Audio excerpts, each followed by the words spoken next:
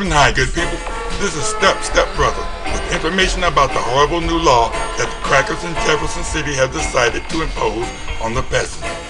Based on my experiences with and my observation of some of the administrators of a certain large school district located in North St. Louis County, I feel comfortable in issuing the following warning to people with children enrolled in the public schools. School administrators are, by state law, police partners in criminalizing black students and their families. In the past, the police have been called on me by the prison warden-style black female principal at my child's school, basically because she attempts to hurt anyone who challenges her poor decisions. The brand of black Greek social club women that our local school district promotes seem to detest black men in particular. Although I had committed no crime, that did not stop the abusive school administrator from using her police buddies to illegally intimidate and harass me without any repercussions for doing so, as my written complaints were totally ignored. These incidents with school district employees deciding to stick the police on me started in spring 2012 and have continued as late as October 2016.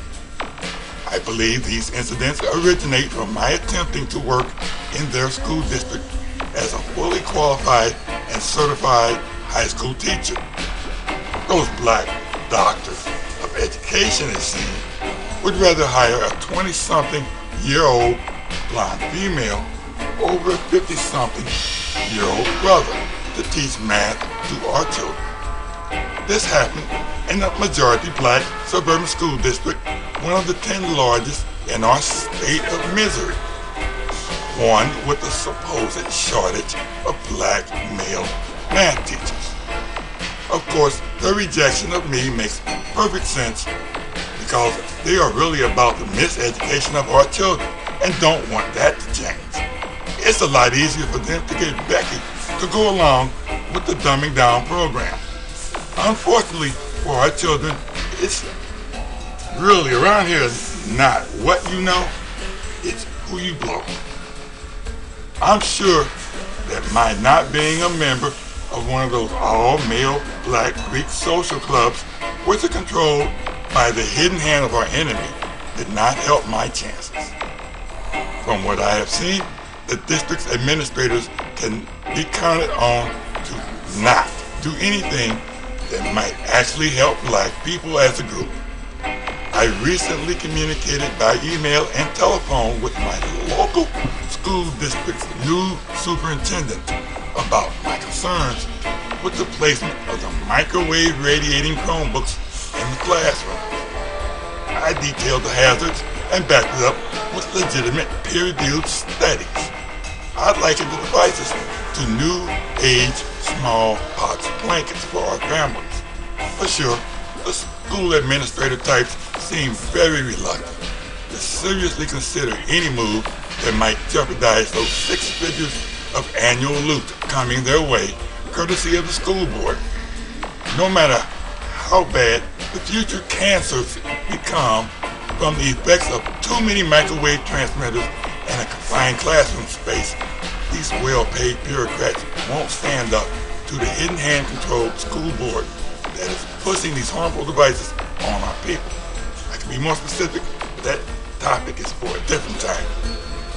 I'm sure that my local school district's administration is not unique in their disregard for children's health and well-being. Of course, not all administrators are rotten. It's just that the scum rises to the top. The government's lead for private school systems. The overt race war that I see in America is not black people against white people. Rather, it is police departments against black people.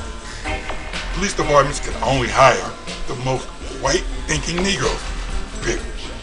After decades of developing and perfecting psychological testing, it leaves not much room for anyone taking those tests to hide their true allegiances. It is obvious to me that the police departments across our land are looking to recruit those with an allegiance to something rather awful. Now, A message from Organic Dope.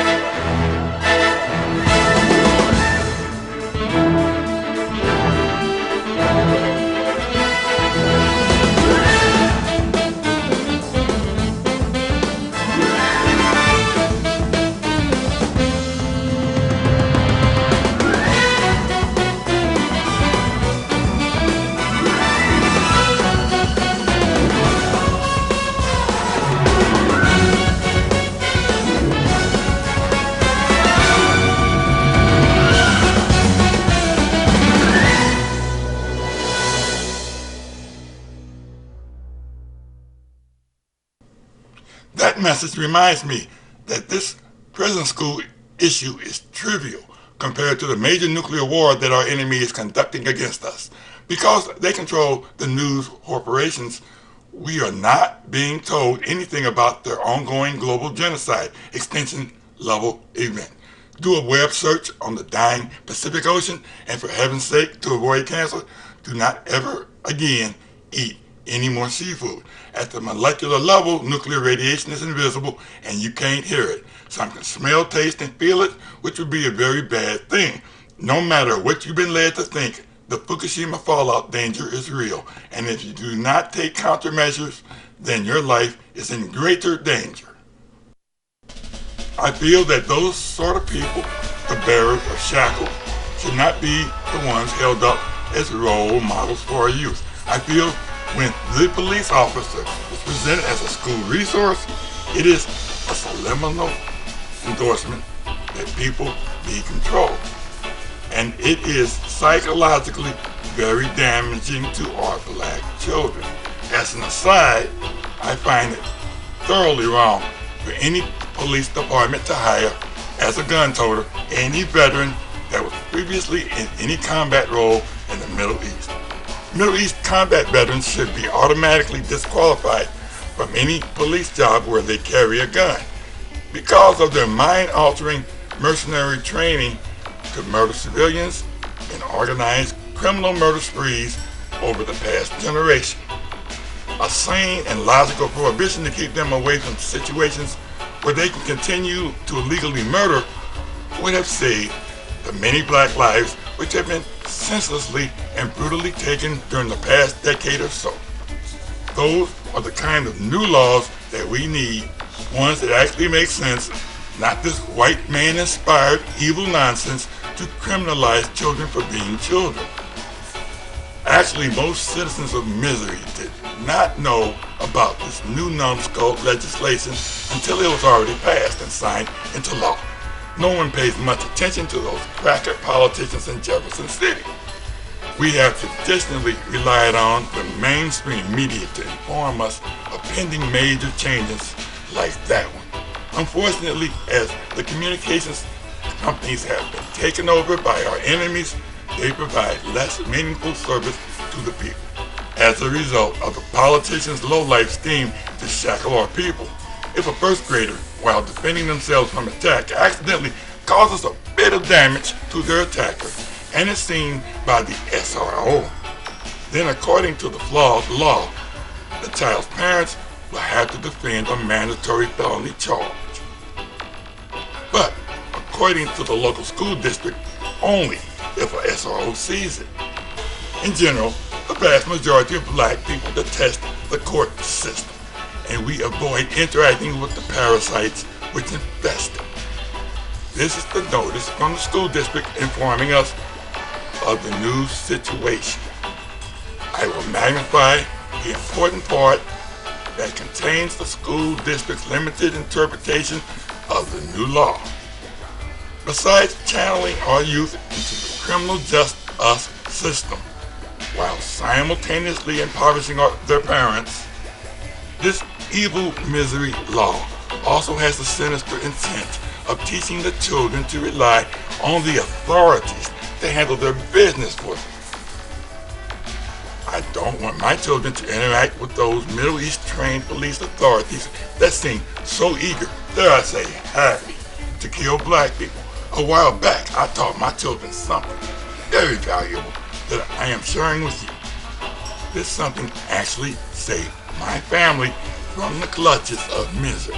I taught my children to follow this simple rule. Unless you are reporting a crime, you are to never talk with any policeman. I also told them, if the police ask you why you won't speak with them, tell them that your father said for you to never speak to the police unless reporting a crime. Then be very quiet. I strongly suggest that everyone teach this simple and strongly effective defense strategy to their children. In addition to the St. Louis County area being the most physically over-policed urban area that I've ever lived in, the social climate being formed here reminds me of a politically correct police state. There seems to be a committed effort by the establishment to pussify Americans of all types on all levels. Most school employees are mandated reporters.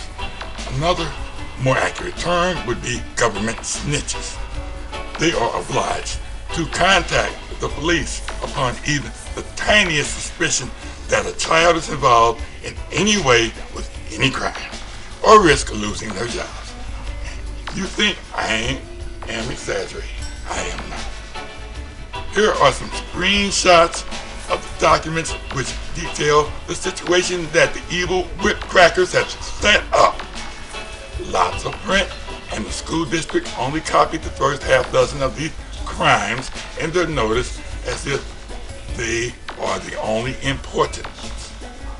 It seems that right now people are mostly focused on the outrageous level of punishment for schoolyard fighting, and I agree that it is ridiculous. However, another problem, potentially even worse, since so-called crime will incur the exact same penalty as fighting, is number 24 on their excessively asinine list, the crime of harassment.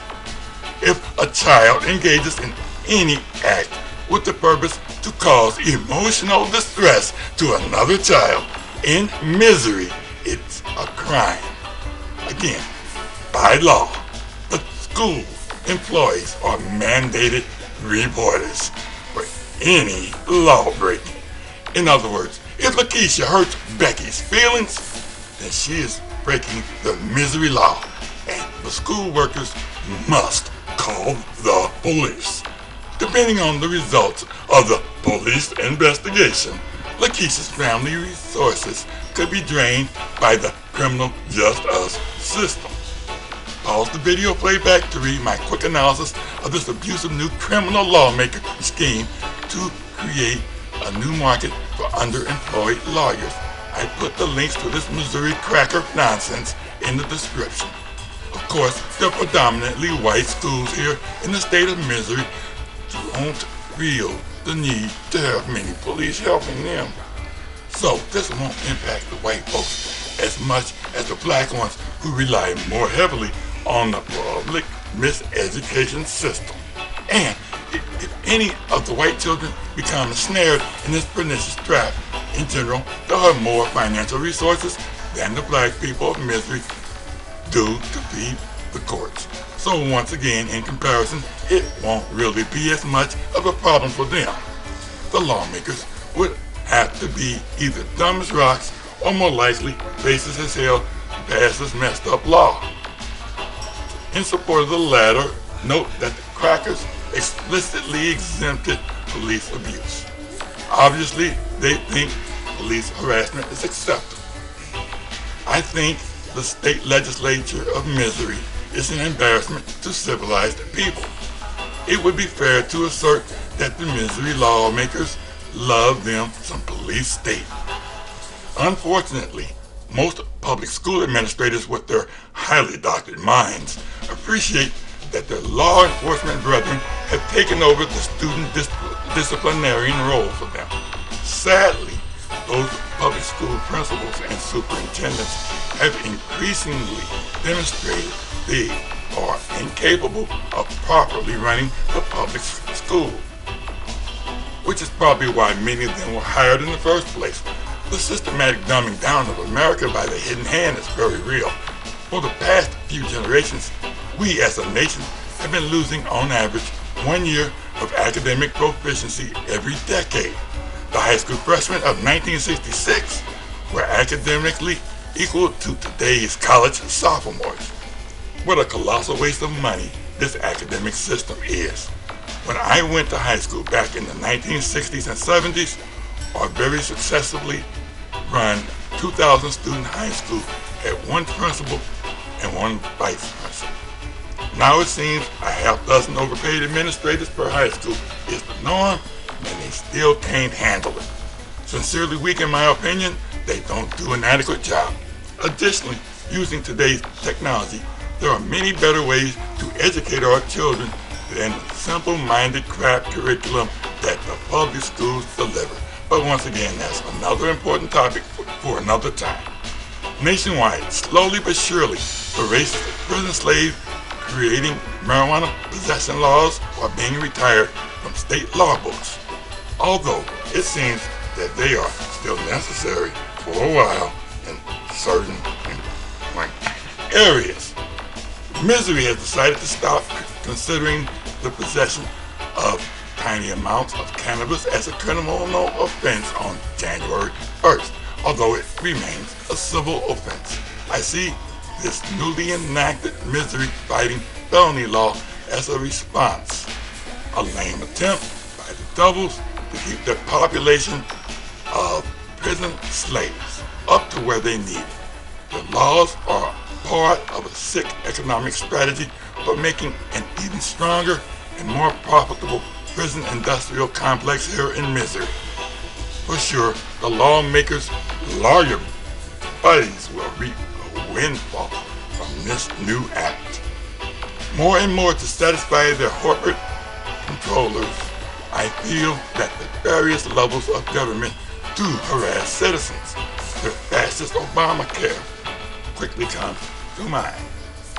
However, just like in the case of the Hillary Clinton violations of law, one can easily observe that these knucklehead harassment laws are never applied to the overprotected government officials.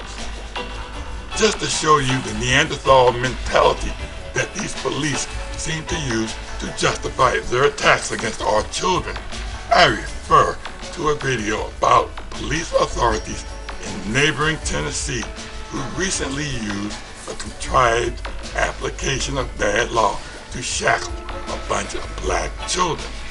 A link to the appalling story is in the description below. The state of Missouri is not alone in having them with lawmakers and imbecilic law enforcement. In my reality, it would be a serious crime to pass stupid laws like the new one in the state of Missouri. World peace will only come without soldiers and police, and we need to start the process by removing police from schools. Peace in.